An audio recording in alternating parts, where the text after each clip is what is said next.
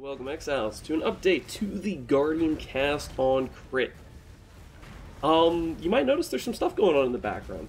Clearly, we're not in town. Clearly, there's something attacking us. This is a throwback to This Is Real Neato when he did the video, and I believe it was with Aegis Aurora. It could have been something else. It could have been like Life on Block Shield or something. I can't 100% remember, but he did it in like a Wave 20 Simulacrum or something with CoC just wailing on him. I'll let you guys try to guess where I am. You can put it in the comments and be like, oh, this is what he's doing before I reveal it.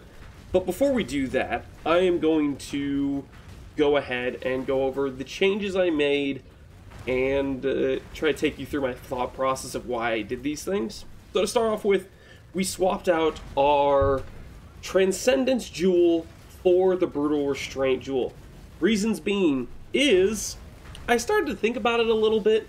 I did a little bit of math in my head, and between the max res we can get from Leadership's Price if we just go for max res Fire, max res Lightning, and the max res we're getting from Aegis Aurora, I'm already getting close to 100% aura effect in this build.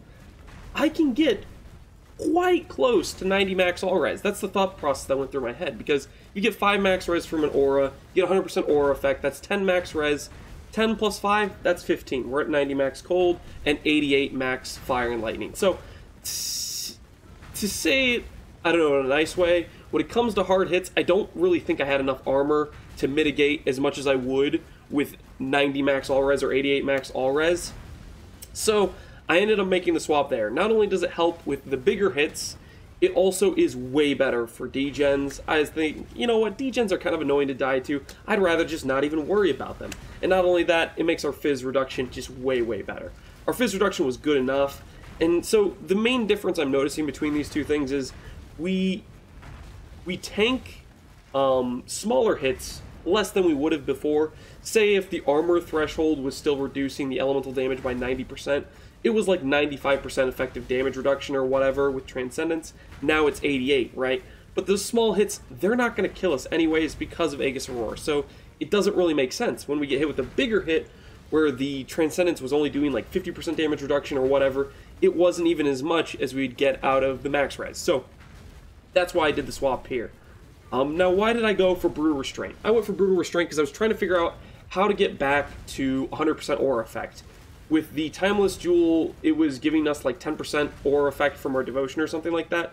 So I went for a Brutal Restraint because you can get small notables, or not small notables, you can get extra affix effects to your big notables, which is aura effect. And I basically just took a couple extra divines and I started just chucking them at these. You can get away with just one node hitting aura effect. I ended up divining a one that hit 2, I believe. Yeah, I hit 8% and 8%. Here, this allowed me to drop one passive point here. Really, you can just get one that has one aura effect node and maybe some other good stuff. It'll take, like, on average, I think it was like 15 divines or something like that, or 10 divines to hit one notable within these, like, 5 notables that did aura effect. So that's why we did that. It also helps fix our decks a lot. It gives us, like, 50 decks or something. So, all in all, I think this is a great jewel to pick up here. And the notable doesn't really matter. Another change you see is in pathing here. This was done so that way I could get Divine Shield into the build. I'm not sure I'm in love with this pathing, but I think it's a little bit more passive efficient to do this, to get the passives where I can equip Divine Shield and Sanctum of Thought. Gives us a little bit extra reduced crit, helps us scale a little bit more armor. And so we're basically trading some of the notables here for some of the passives here. That's the main change that happened there. So that's pretty much the biggest change I was doing, like conceptual change to the build, is going from Transcendence to max all res. And then more on a smaller change scale, or it's a decent sized change, but not really a big conceptual change. This was always a plan of mine, was to get +3 to all crit support gems. What this does is it allows you to level up Awaken Cast on crit. Normally, to hit the 52% CDR breakpoint, you need boots with CDR, you need a belt with CDR, and you need like a level 5 Awaken Cast on crit. What this support gem, or this notable, allows us to do is it allows us to drop CDR on either our boots or our belt. So for me, I don't have CDR on my boots. Unfortunately, it means you have to have a level 6 Awaken Cast on crit, so I don't particularly recommend it. Ideally, cost-efficient wise, you probably Awaken Orb, non-damaging ailment effect with like CDR, and you forgo this this option here and you go for just like 25 more crit multi or whatever. But that's what I did. And today I corrupted my Awakened Cast on crit, and I got really lucky. I hit 623, which allowed me to do this, which is just crazy RNG lucky. I've spent the whole league failing gem corrupts, so this felt good to finally hit a really big one like this. So that's how we're hitting our 52% CDR breakpoint. With 52% CDR, you need roughly about 10 attacks per second. I think I get to 9.9 with Tailwind. I got a Cyclone attack speed enchant. I just ran a couple labs. I was hoping for either a Bladefall enchant, and I got a Cyclone one. I was like, that's pretty good. I think I'm still under the attack speed breakpoint anyway, so I picked up the attack speed enchant. Other big upgrades I did is I crafted a ring, I crafted gloves, I crafted belts to have basically CDR and belts, to have gloves that had attack speed and accuracy, and then also I was able to get some conversion, and +1 AoE craft allows us to have level 23 purities, so that way we have the 5 max res. And then I went with a Lori's Lantern with Bleeding Can't Be Afflicted. I feel like this is just a nice consistent defense option. I probably could go for an offensive Assassin's Mark on hit ring, but this is what I ended up going with. So, those are the main switches to that stuff. Other things we changed is I grabbed a 35% effect, small cluster with 3 passives. This is pretty expensive, like 5 or 6x. It allows us to get 8% mana reservation efficiency. You'll see I have 7 mana out of all of my stuff unreserved. If I don't have this flask up with reduced mana cost, I can't really afford my Frost Blink or stuff. Luckily, you can plan on enemies attacking you, and I'm not going to run out of these flasks if I'm ever in a fight, so it works great because I got mana reduction on my boots, mana reduction here, mana reduction on our Divergent Inspiration, mana reduction on the tree. This all ends up getting us close to, I think, 100% mana reduction, so we can perfectly afford cast on crit. I think I also have the -8, which I'm not sure is necessary at this point, if I have my flask up, if I have the boot enchant, stuff like that. But we got it anyways. So, that's the main stuff there. And then I changed Ascendancy from the Bastion of Hope to Time of Need.